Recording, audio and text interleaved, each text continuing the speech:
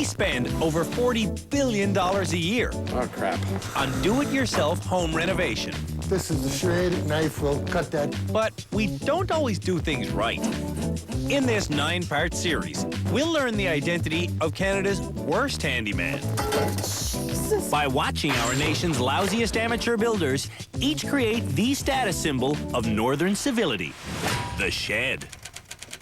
Let's face it, it's a Canadian icon. So we're letting Canada's worst handymen each make one of their own. Theirs, though, will be eco-sheds, constructed from reclaimed lumber and environmentally friendly building supply products, made from old car tires, discarded blue jeans, and recycled glass. I've never worked so hard in my life. When they finish, their eco-sheds will be fully wired and powered by solar energy. Or should I say, if they finish.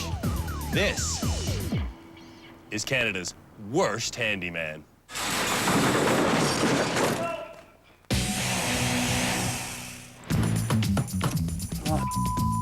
Our sworn duty is to find and name the country's most atrocious amateur builder. So we conducted a nationwide search, asking you for nominations. We met a lot of bad carpenters. And we've narrowed it down to these 5. Candace from Calgary was nominated as the country's lousiest do-it-yourselfer by her husband, Justin. I hang pictures with thumbtacks. They hold up pictures just fine. Terry from Sault Ste. Marie was named by his pal, Harvey. This is the level I use to level my patio. Jeff from Mississauga was brought to us by fireman Fred. This is the hole in the wall that I fixed by using masking tape and an old CD. Ruth from Saskatchewan got the nomination from her daughter, Michelle. They are a bit tilted, but if you notice, I put the bigger books in, the smaller ones there, so it fools the eye and it looks straight. And Jaime was lovingly called Canada's worst handyman by his mother-in-law, Sheila. And this is the baby's room closet door. In the comfort of their own homes, we had each of these talentless architects design their dream eco-shed. Step 2, design your shed roof. Oh, God. Then they drew their sheds. Then they made a birdhouse-sized replica of their sheds using their first ecologically friendly product, precious, 1-century-old barn board. Couldn't have picked any crappier wood. Ruth starts by tilting her head so she can see straight. It's not straight. It looks straight to me. That's not straight. Ruth doesn't think straight. I don't know what I'm gonna do. What are you doing? Well, I was gonna do that, but anyway. Goggles. I got goggles. When Ruth starts assembling the pieces, she uses huge screws and she doesn't drill pilot holes. It's breaking the wall. She doesn't watch what she's doing. And she doesn't learn her lesson. Just splitting. You got the wrong bit in that screw I thing. haven't. No, I don't. Oh, jeez.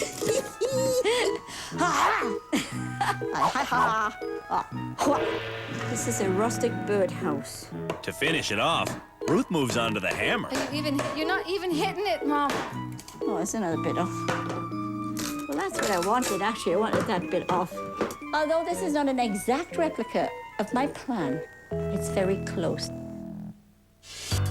When Jaime draws his plan, he does it with his mother-in-law laughing at it. That is an annoying laugh. Just say, I want you to fail. She's always waiting for me to screw up. Or telling him he will screw up. You're gonna cut your finger off. You're gonna run out of wood. It won't work. Whatever. Jaime does stand up for himself. Your comment was just destructive. But it doesn't do much good. I could tell him again what to do right now. Sheila pushes, and Jaime cracks. We're running out of time here. Gotta get it done. What'd you do, split the wood? Yeah. Oh, did you ever split the wood? Sheila constantly gives advice, but It gets hard to accept help from somebody who wants to see you fail. Why do you keep saying that? My birdhouse. I'm pretty proud of it, actually. in Calgary, Look, there's lines on the floor I can kind of go with. Candace makes a scale drawing that's truly surreal. I think I did pretty good for my first time. Everything's a first for Candace. I've never really used a tape measure before. Candace thinks she's a good handyman because she's watched a lot of it on TV. I like watching Homes on Homes, Trading Spaces, Ty Pennington on Extreme Makeover, Designer Guys, Meg Ruffman, How Not to Decorate. Candace is unfamiliar with tools. Even so, her husband wants her to use the power saw. You gotta push that, and then pull the trigger. Oh my God. That's the most annoying sound ever. When Candace gets better acquainted with the drill, she starts screwing. Ooh, that one went in like butter. You sure that screw's in there? I hope it is. Oh, I told you they weren't going in. No! Now the bird's gonna get in there and it's gonna impale itself on a screw. When Candace gets finished, she shows us what watching TV has taught her. I think it's not bad from the blueprint. Jeff begins his birdhouse replica by staring at his measuring tape. Then he cuts some wood, and he cuts his son's table. Just shaved a bit off. And then he gets stuck. Force the blade. You're forcing the blade. And master with the screwdriver, I see. Yes. Like Ruth, Jeff uses large screws and doesn't drill pilot holes. Oh, beautiful. Just beautiful. After a little paint job, the scale model of Jeff's shoebox shed is done. I can't tell them apart. Yeah. Very close. At his so-called man shed in Sault Ste. Marie, Terry draws the top view of his dream eco shed. But where do you put the height? Well, you'd have to do it in 3D. Okay. How do you do 3D? In his rush to cut the wood, Terry splits it. Son of a... Instead of putting it back together, he nails it to the deck. Nailed it to the deck. Then he does it again. It's uneven. Like a goth barber, Terry tidies up his job with a reciprocating saw. Beautiful. Okay. Then for a final touch of Frankenstein, Terry staples on a broken piece. This is my birdhouse. Now, Jeff, Jaime, Candace, Ruth, and Terry have come to Toronto. They're here, eager to get inside our Handyman Rehabilitation Center to build their sheds and prove they're not the worst. You 5 people have damaged your own homes, you've embarrassed your families, and you've even endangered your own health. Over the next 8 episodes, we're going to find out which one of you really is Canada's worst handyman. Before coming to rehab, the nominees designed their dream eco sheds by filling out our questionnaire. How do you know what the roof's height is? Oh, I don't know. I honestly don't know. Based on their specs, we built 5 shed frames. These highly unusual structures are all problematic in their own unique ways. We didn't expect the nominees to know everything, This is like a different language for me. but we did expect them to follow instructions.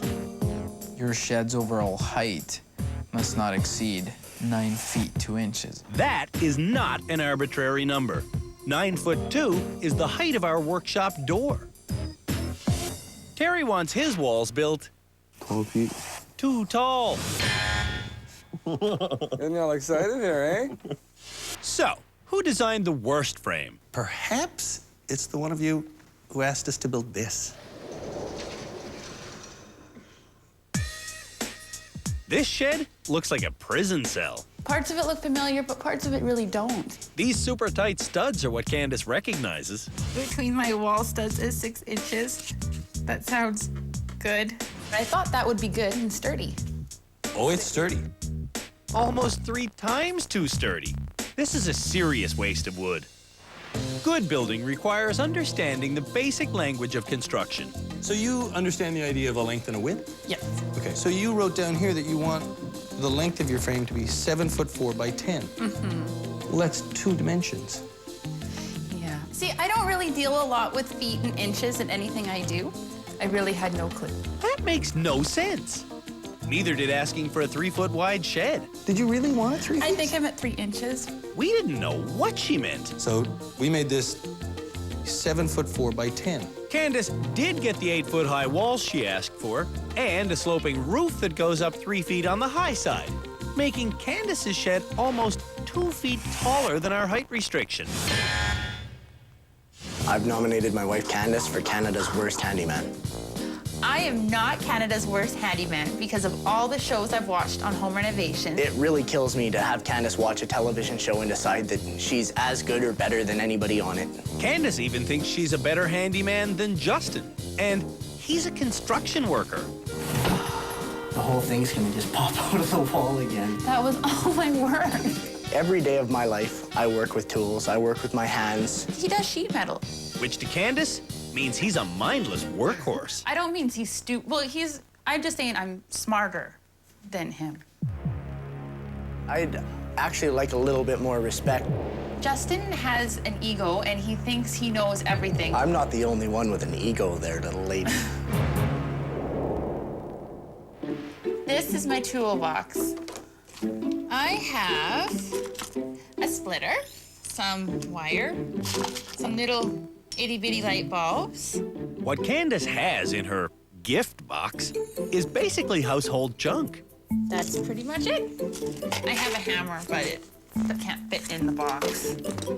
I'm looking forward to sitting back, relaxing, and getting a couple of laughs out of watching Candace. Deep down, he knows that I will do very well, and he's scared of that. Justin gets his first laugh upon seeing his wife's house of studs. Why are you laughing at it? How come you made the studs so close? I wasn't quite sure how far apart they should be, but this actually is pretty good. After the break, we'll look at a much bigger framing problem. Where's the roof?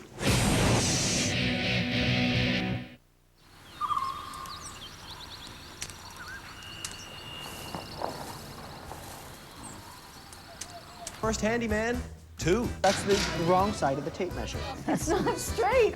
This time, the country's 5 worst amateur builders are each constructing an eco-shed. I hate those screws. I know what I'm doing here. When finished, their sheds will be fully wired and powered by solar energy. Or should I say, if they finish. It's Canada's worst handyman, 2.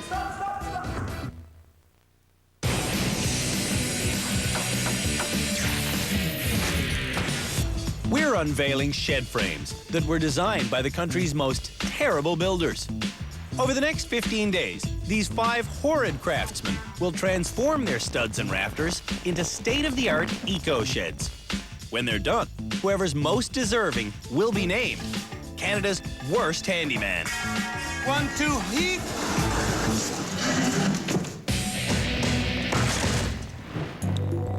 I'm pretty sure this one's mine. This one has been designed by Jaime at 11 feet tall, which is too large to ever get through the door of this workspace. That's why we put a height rule in the instructions. You knew that you were breaking this rule? Yeah, kind of. I had a limit, and I knew I went over my limit, but I just built it like that anyway. When Jaime designed the height of his eco-shed walls, he changed his mind 3 times because his ever-present mother-in-law, Sheila, intimidates him. Well, why do you laugh like that? You're ridiculing me for no reason. I wouldn't say intimidate. It's the fact that there's a constant looking over the shoulder. And this affects you, makes you nervous. I would say so. I would call that intimidation. I nominated my son-in-law, Jaime Garcia, as Canada's worst handyman. There's no comment from the gallery, so I must be correct. You could forgive Jaime for being intimidated by Sheila. No, you're wrong, Jaime. Sheila is intimidating. No door. My mother-in-law, Sheila, she lives 3 blocks away, and she's always here. Door's not done yet? I don't think there's a door on the closet. Drywalling's not finished. Windows need to be sealed up. And Sheila's always criticizing. Land filled around the house. No cupboard doors. A built-in dishwasher, not built in. trim around the ceramics in the kitchen. Holes in the wall from a shelf fell off. The list goes on and on and on. We've had this house for a little over 3 years, and I've done nothing but handiwork. Jaime works as a web designer, providing for his pregnant wife and 2 children. But that's not manly enough for his mother-in-law. He's a man. He should know some of these things. Jaime's wife, Kendra, Usually oblivious to the obvious. obviously sides with her mother. I do call my mom a lot to come over and help work on projects because I feel confident that she knows what she is doing. Ah, where's your planer? Jaime is clearly not lazy, but tell that to his mother-in-law. Fix these stairs. He's got 2 sons. They're gonna grow up and be lazy like him and not know nothing. When Sheila sees Jaime's design, she can't resist mocking it. Pretty darn tall, boy. Oh, God, is it ever? Our overhang could have been a little bit more, I think. Don't know what else to say. While they enjoy one another's company, it's time to unveil another frame. This eco-shed has only 6 wall studs. Where I live, this shed won't last in the windstorm, I'll tell you. It doesn't look very sturdy, this thing. It's not sturdy. What do you see, Jeff? I see a fine piece of craftsmanship. This is yours, sir. I hope it is. What distance do you want between your wall studs? Do you think the studs in your house are 3.5 feet apart? I honestly don't know. Hi, I'm Jeff Janak from Mississauga, Ontario. Jeff's complete lack of knowledge is why his friend Fred nominated him. I have never seen anybody avoid working with tools as much as Jeff has. This is the cupboard that my son ripped off its hinges about 5 years ago. The last time I saw Jeff pick up a hammer and use it would have been about 10 years ago. We have the door, we have the hinges, just don't know quite how to put the hinges on the door. Around the house, most of the fix-it stuff has been done by Fred. Tiles by Fred. Jeff doesn't even have a toolbox on the premises. When I need my toolbox, I drive down 5 kilometers to our storage locker. But there's no end to his cockiness. What I have on the other candidates is my ability to learn. At this stage, the man responsible for these home repairs hasn't even met the other candidates. But I'd like to think that I'm smarter than them. I will be able to become a far better handy person than them and make the rest of them look bad. I think I'll probably be the most improved. I'm smarter than them. Smart Jeff wanted the interior of his shed to be 6'6" tall. Instead, it's a foot shorter than that.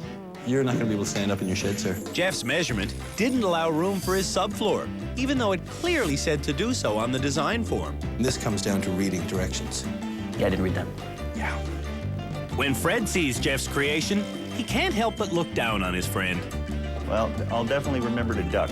There's only 2 sheds left. That's mine. That's too small.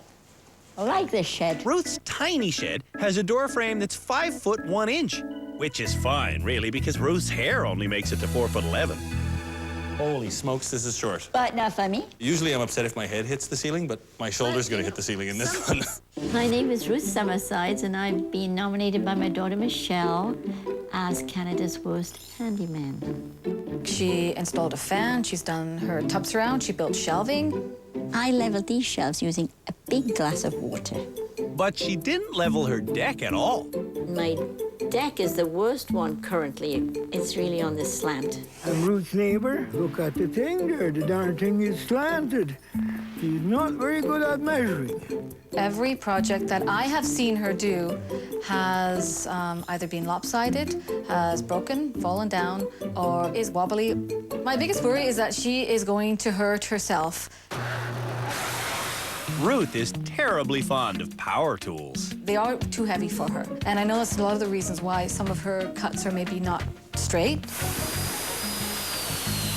This is my cupboard door that I made. But it won't stay shut for some reason. Mine's going to be the best shed in Canada, mine. There's only one eco-shed yet to be revealed. Terry's. It's last because It's the worst. You're no way. It's got a very, very large problem, Terry. A very large problem. What's that? Well, you tell me. Terry designed his walls almost to our ceiling. That's an awesome shed. It's big, I'll give you that. This is awesome, man. That'd be great in my backyard. Where's the roof? Where's the roof, indeed? I told you there was a very big problem. Yeah, no roof. No roof. This is Terry's design plan. Design your shed's roof. You have the option to pick either A slanted, B flat, C peaked. You picked them all. Yeah, I know. We didn't know where to start with your shed. Putting a roof on this barn would be pointless anyways. It's too tall to get through the door of our warehouse. You knew it, too, that you were building it oversized. Well, a little bit, yeah. Terry likes his big shed, but he can't keep it. This is just too much shed for one man. We're gonna take half of your shed.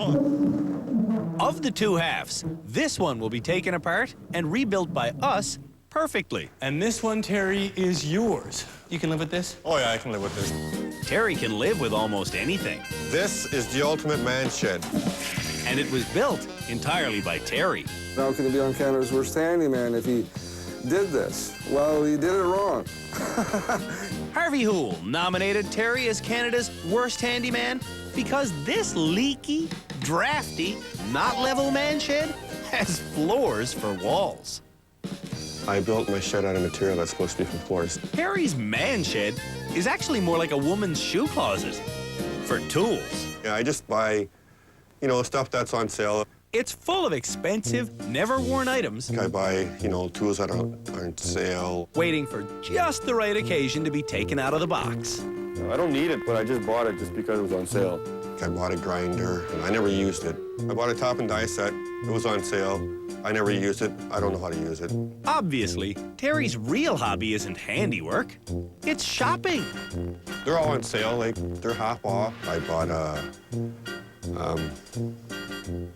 that laser thing there. What's that? Well, I bought a measuring tape that has some marks on it that tells you dummy tape. The dummy tape, yeah. But Terry's no dummy, so he measured the shed with this. I measured the walls for the shed using a piece of string. I bought this on sale. I never used it. My wife gave me a limit to spend. I can retire now. At the rehabilitation center, Terry wants to learn enough skills to justify buying more tools. That's crazy. What's the matter? It's big. Yeah. I didn't think 12 feet was that high. How tall did you think 12 feet was? I don't know.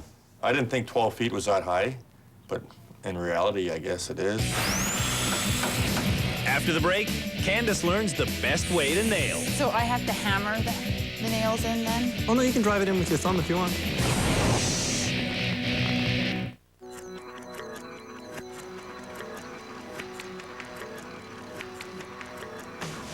Deadliest Catch, Thursday.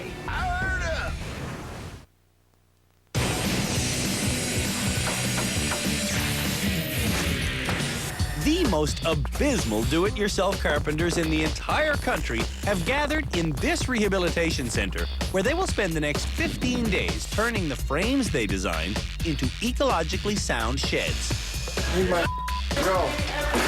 When they finish, someone will be named Canada's worst handyman, and all of these buildings will be donated to charity. Or at least the parts that make it through the door.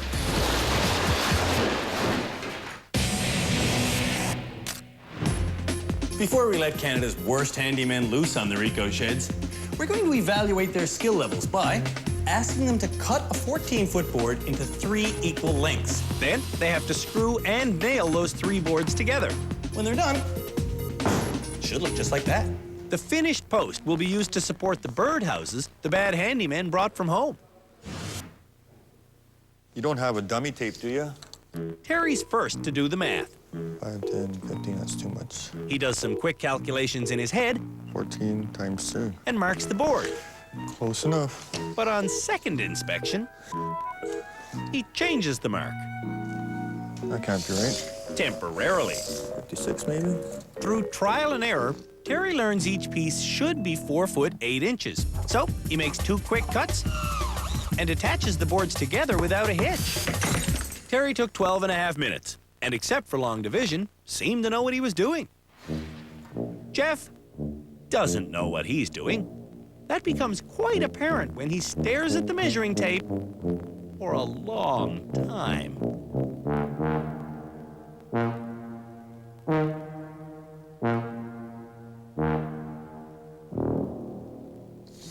Ruth gets the measurement quickly. 14 feet. And Candace does the elementary school math. So it would be... Slowly. Oh, let's divide it into 3 equal pieces. Jaime's strategy is to cut the board slightly short, then use it to measure the next 2 pieces. The instructions clearly say, cut this board into 3 equal pieces. Wouldn't that be your 4th piece? I guess so. Which brings us back to Jeff, who's still staring at his tape measure. I have never in my life seen a man stare at a tape measure for a full minute before. Ruth's gardening gloves aren't her only shortcoming. I measured that wrong. While Jeff continues measuring, Candace flirts with the power tool, then settles for the handsaw. This one. Remember, Candace thinks she's a carpentry expert because she's seen a lot of it done on TV. We're gonna be here all day if I do that. So she goes back to the power tool. Oh my God. I don't like this one. Then back to the handsaw. My arm hurts. And then she goes back to the power tool. Yay! I figured it out. Candace hasn't really figured it out. She jackhammers at the board 5 inches away from her wedding ring. And she's not the only one with this dangerous technique. In Ontario alone, over 18,000 people a year go into hospital emergency rooms because of accidents involving power tools. It's easy to see why. Ruth Whoa. can't get a grip on the bit. Yeah. The drill bit's too small. Eventually, the bit grips her. Ow, ow, ow. Reverse it. Tip of the day. Don't wear gardening gloves while screwing. That's a good lesson to learn. Everyone is having trouble controlling the drill with this slot head screw, except Jaime. He's turning it by hand. It slips really easy. But Jaime doesn't have the muscle power to finish the screw, so he pulls it back out. And this is, I guess, typical of me. I end up doing one thing and then it doesn't work out, so I have to do it over again. Ruth can't get her screw finished either, but she isn't about to start again. I hate those screws. That screw hates you now, too, I would guess. I don't care. In his entire life, Jeff never learned the fine art of screwing. Oh, sure, he's done it before, but not to anyone's satisfaction. Before meeting us, what's the biggest handyman project you've ever completed? There isn't one. Ruth's completed this project, or so she says.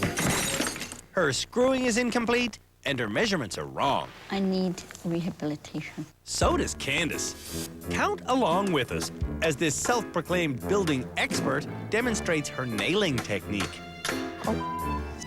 Candace gives the nail tap after tap after tap after tap after tap after tap after tap after tap after tap. This is gonna be a while. When she gets to almost 100 taps, Candace wants a different tool. I have to hammer the nails in then? Oh, no, you can drive it in with your thumb if you want. It doesn't seem to want to go in. Oh, it wants to go in. It's desperate for it. Candace wails away for over 5 minutes and has to hit the nail Yeah.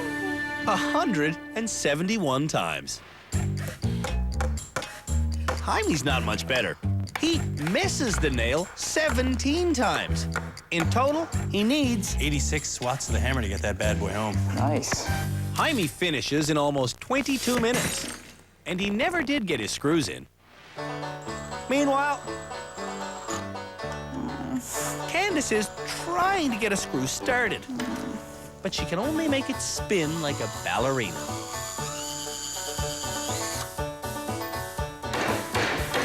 Jeff makes a mess of his hammering. He takes 28 minutes to finish, and not a single aspect of this task has been done correctly. When the half-hour time limit runs out for Candace, I think that's about as far as she's going. she's managed to sink no screws.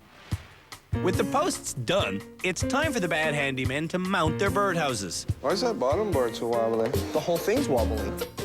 Oh, Mother, I'm getting out of the way. About as good as your shed.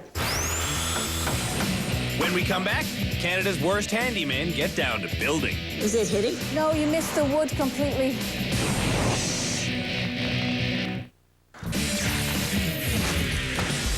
Canada's 5 worst handymen are each the proud owner of an eco-shed frame which we've built based on their instructions. This is awesome, man. That'd be great in my backyard. If Canada's worst handymen are going to get any work done, they're going to need a workbench. So we got them this. That's a very nice workbench.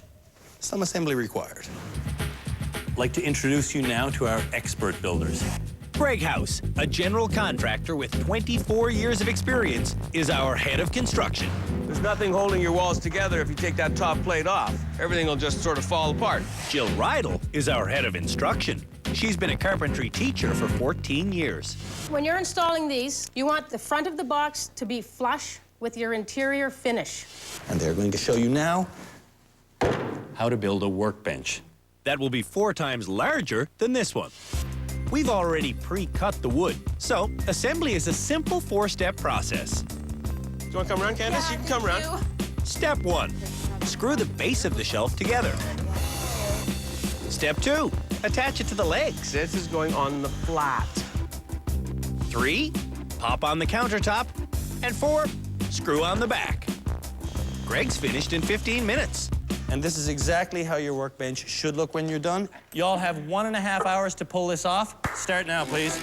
As Canada's worst handymen try to remember the building process, their loved ones arrive to help. Is that how you're supposed to build it? Well, that's how I'm going to build it. Jeff wants to build it, but the drill is beyond him. We have an issue. Candace has her drill spinning in reverse. I don't know what to do because it won't go in. I can't get it in. Instead of helping Terry build, Harvey does the work for him. And Ruth pointlessly drills holes for her screws. Oh, damn. But in the process, she loses her drill bit. To retrieve it, Ruth pounds the sharp end back through. I've got pliers over there. You gonna go through this with all of them? This professional caliber drill can get a solid grip on any bit. It's got 3 speeds, 18 volts of power, and 20 different clutch settings.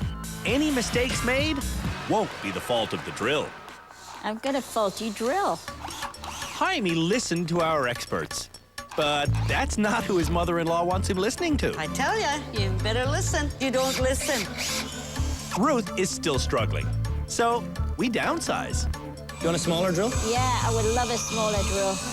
Oh! Thank you very much. Oh, that's better. Much better. Bravo, Mother. Looks gorgeous. Jeff also can't handle the heavy drill, Put pressure on it. but he refuses a lighter one. This will do the job. But I'm gonna stick with this one for now. I'm gonna leave you Junior as well, just because I think you'd benefit from it. Okay. Jaime needs more screws. 2.5, 3, what do you got? Yeah, I think there might be 2.5. Might be what? 2.5. Well, how long is this screw? 3. It's 3? 2.5? I think it's 2.5. Sheila's wrong. You're right. How does that feel, Jaime? I just wanted him to be right. Who was right about the length of the screw? I let him You be did right. not. You Yes, thought I you were did. right. No, I let him This be woman right. must drive you bananas. She must. While Jeff and Candace both struggle with step 2, I can't get this done. Harry screws up step 3. For a clean work surface, he should be screwing the counter on from the bottom. Did I miss? These incredibly strong and expensive work surfaces are made of pressed bamboo. Bamboo. One big sheet costs $400. Ruth has abandoned the step-by-step process. Is it hitting? No, you missed the wood completely. And Jaime is racing through the final step, but not fast enough for his mother-in-law. Yeah, I know, but, oh. Come on! You're crazy, Sheila. Like, hurry up! Ruth's workbench Whoa, watch yourself. needs work. I don't think you can hammer in a screw. It won't go in. I have to eyeball it. Since Terry's countertop mistake, Harvey's taken over the drill and the job. As a result, Terry's workbench is done in 1 hour and 19 minutes. Jaime is almost finished, she's still complaining. No like, way. somehow it's not did good it. enough. I did it. but his mother-in-law's just not satisfied. Jaime, the fact is you never complete a job. I wanted you for once to complete it all. Finish it. You're clean up and then you don't Finish it. clean up and then you... I'm gonna do you a big favor. I'm gonna get this woman the hell out of here. Get out of here. Get out of here. No, make Get sure out of here. Right on. I like that. But Sheila doesn't. He told me that he didn't want us to fight. And I said, we're not going to fight, Jaime, as long as you listen to me. If you don't listen to me, all war is going to break out. Left to his own devices, Jaime finishes in 1 hour and 23 minutes. Candace hasn't made her workbench level. I'm a little uneven. Everything was pre-cut. To make her hook holes, Candace uses a bit more than twice too large. Jeff uses this brutal club and this nail-setting tool. And Ruth, well, she's not that far along yet. Do you think that's straight, Mom? I don't think it's straight, Michelle. I know it's not straight. Ruth's bench is not straight, not level, and not even connected. I don't know what happened to that. After 1 hour and a half, Candace and Jeff don't quite get finished, but Ruth is definitely the worst. Oh, don't cry. After the break, Canada's worst handymen work together. If you don't agree with the foreman in a work site, then you get fired.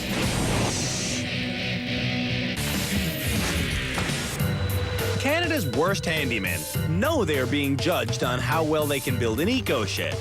But they don't know these buildings have already been auctioned off. All of the money is going to go to Habitat for Humanity, and all of the sheds are going to go to the highest bidders on the back of a flatbed truck. Or perhaps in a dumpster. We don't really know.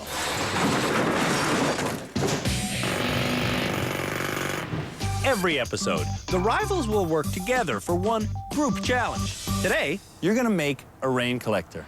this old warehouse has no working plumbing, and some of the upcoming projects need water. So, our handymen are going to make a rain collector. The collector will be a giant funnel made from plastic piping and these T-connectors. Having the T-connectors pointing down at an angle means more length of hose can be placed this way, acting as structural ribs. At the bottom, T's are again used to create a smaller circle. Then, the entire frame gets sheeted with plastic, which will catch the water and funnel it right into this. I've got instructions. Jaime begins reading the manual while I'm still explaining. You're gonna punch a hole high in this bucket so that we can tap out of it. And we're gonna drop a line straight through there. That line will connect to this hose we have set up inside the warehouse. On the roof, the team starts without a leader and without a mathematician. If we go 10 feet wide and then 5 feet down at the bottom, that makes the math easy.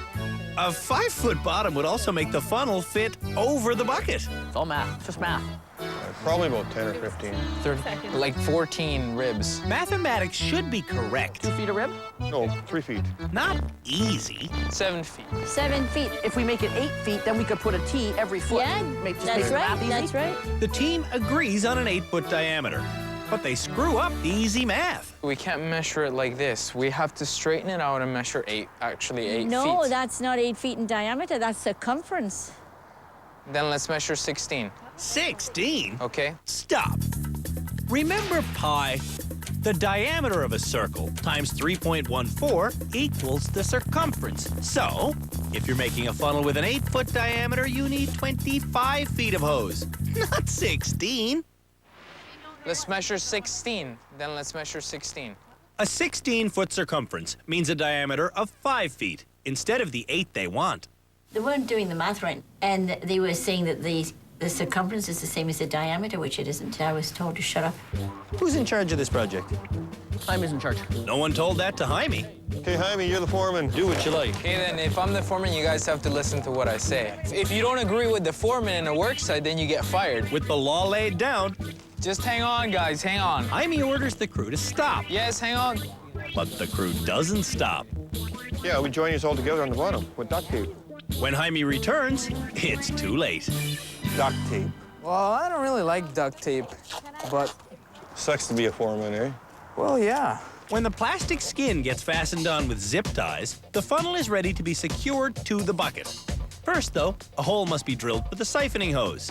I explained this earlier while Jaime was reading the instructions. You're gonna punch a hole high in this bucket so that we can tap out of it.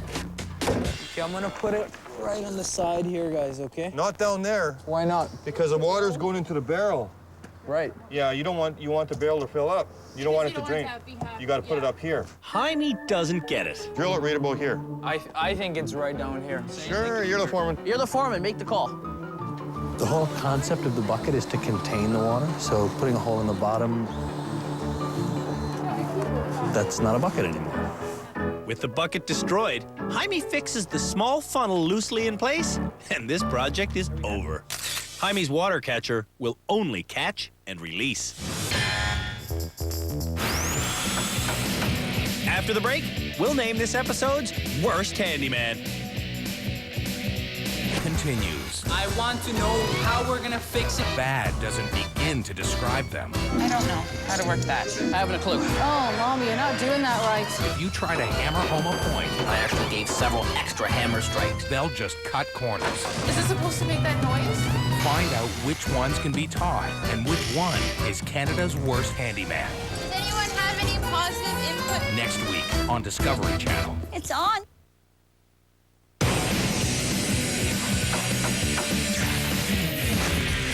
It's time for the experts and I to make a final inspection of the workbenches and sheds created by the nominees for Canada's Worst Handyman. It's way overbuilt. This ain't going nowhere. Our job is to determine who has been the most improved handyman in this opening episode and who has been the worst. 5 really bad handymen. Yeah. First smell, which one's worst? Jaime. Candace at the bottom, Terry at the top, the rest in between. For my money, the worst is either Candace or Terry. Candace, because everything she did was wrong. Terry, because he so colossally screwed up the shed in design. We reach consensus, the nominees gather, and I start with the good news. Jeff, you showed up here saying that you had never managed to accomplish a single handyman task in your entire life. So just by virtue of the fact that you managed to nail 3 boards together, you're the most improved handyman here. Wow. And with that comes the responsibility of wearing that tool belt, which represents the foreman in the group challenge. You're it next time. They're gonna be doing your bidding. Now, it's time to name the worst. The worst in this first episode is the person who completely screwed up their shed design, the person who completely failed at their skills test, and the person who did the least work of anyone today in the yard challenge. I'm talking about... Oh, no! You, Candace. I'm so sorry. Candace was named the worst because she can't hammer, she can't saw, and she can't screw. Candace's husband built her workbench, her birdhouse looks like abstract art, she did next to nothing in the group challenge, and her too-tall eco-shed contains more wood than a forest. Don't clap. She didn't do anything of merit. When Candace hangs her head in shame, I'm not good with hammering. it's time for her remedial lesson. In Candace's evaluation, she took 171 swings to drive in an ordinary nail. It doesn't seem to want to go in. So, she's getting a crash course in hammering. We start by teaching her to hit the broadside of a burn. There. After the sledgehammer, this ugly weapon seems light.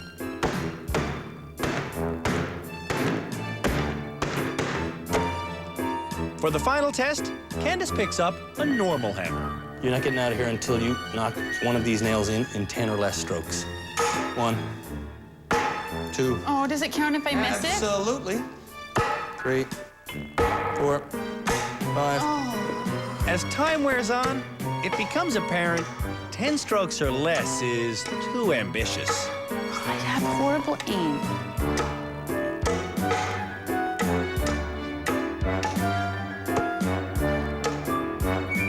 No, and I missed.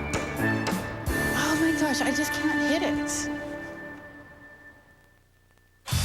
On the next episode of Canada's Worst Handyman. Remember, electricity kills. Our nominees wire their eco sheds. Oh, get the out of here. What the hell the Look big at deal is? Thing's too short. Hook up solar panels. I don't think that's how it works. So we'll just go like that, I guess. And build a brick barbecue. You put more butter than that in a slice of bread for a prisoner. Meet the new crop of hopeless handyman as they struggle to build a better birdhouse on Canada's Worst Handyman. Tomorrow. Building a new terminal in one of the world's busiest airports. Tuesday. On Ultimate Engineering. Uncover the future of conflict as the next generation of military hardware is unveiled on Future Weapons. Tomorrow.